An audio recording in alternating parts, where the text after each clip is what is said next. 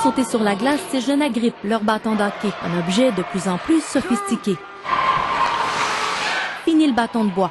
Nous voici à l'ère du bâton de composite fait de carbone et de fibres de verre.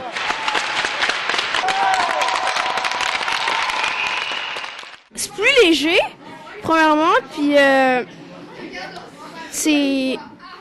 trouve que ça lance mieux la rondelle. Parce que c'est plus léger. Puis tout le monde avait ça, là. Tout le monde avait ça? Ouais. C'est pas une bonne raison, ça? Non. Sa popularité ne fait pas de doute à l'Arena. Tous les joueurs, ou presque, en possèdent un. Pourquoi t'en as deux? Celui-là, je le trouve un peu plus lourd. Celui-là, c'est un 5K, c'est un nouveau.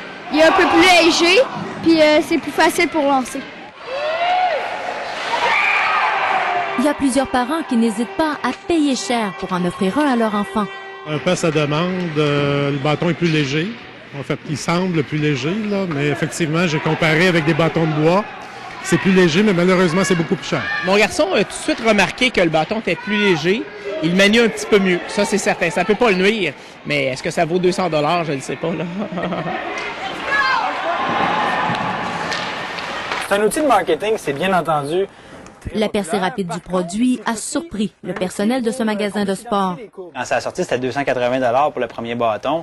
On s'est dit, on croyait pas que ça pousserait autant au niveau du marché, puis on croyait pas que la demande arriverait aussi forte. Il existe maintenant des dizaines de marques et les prix peuvent aller jusqu'à 300 $. Le bâton de notre cher Crosby. Les modèles les plus dispendieux, comme celui de Sidney Crosby, restent souvent les plus populaires. C'est sûr qu'il y a des enfants qui ont, encore une fois, qui ont vu les publicités de Crosby, de toutes sortes de joueurs. Ils veulent avoir le bâton de leur joueur préféré, donc ils arrivent en boutique, ils veulent avoir ce bâton-là, ça coûte 150, comme vous dites, 125, 150 $. Puis effectivement, les parents, ils font peut-être pas nécessairement les moyens non plus de l'acheter, puis ils l'achètent quand même.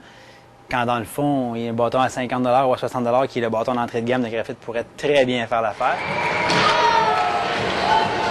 Mais avant d'acheter, il faut bien s'informer sur la qualité du bâton. La première chose qu'il faut savoir, c'est que les bâtons, on dit de composite, il y a du fibre de verre et il y a du graphite.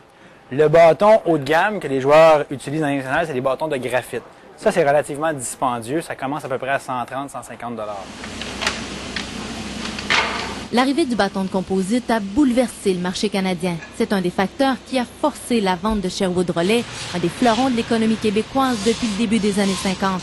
Dans ces bonnes années, l'usine fabriquait plus d'1 million de bâtons de bois par année. Dans le cas de Sherwood, il est arrivé des marques prestigieuses comme Reebok, comme Nike, qui sont entrées sur ce marché-là, qui arrivaient, même s'ils n'avaient pas d'expérience ni de crédibilité dans le hockey, arrivaient avec une marque tellement forte, qui était tellement gorgée de crédibilité dans d'autres sports, évidemment, et avec toute la force, de toute façon, le marketing qui était derrière, qui rend les choses beaucoup plus difficiles à vivre.